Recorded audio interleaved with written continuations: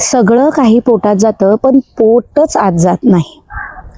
आता यासाठी तुम्हाला व्यायाम करायला, डाएट करायला वेळ नसेल हरकत नाही, पण ह्या दोन महत्त्वाच्या गोष्टी लक्षात ठेवा.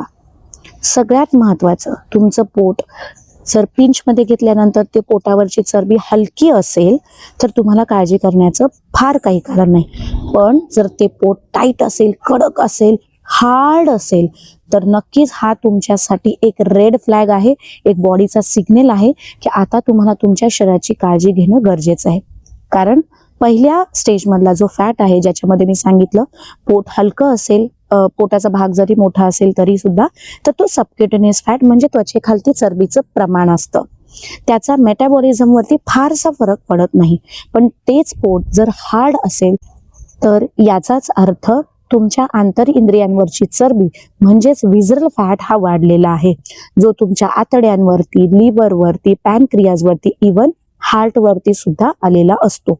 हा विसरल फॅट इन्फ्लामेटरी केमिकल्स आणि स्ट्रेस हार्मोन्स रिलीज करतो, ज्यामुळे insulin resistance, high BP, fatty liver, heart disease सारखे प्रॉब्लेम आपल्याला जाणवतात.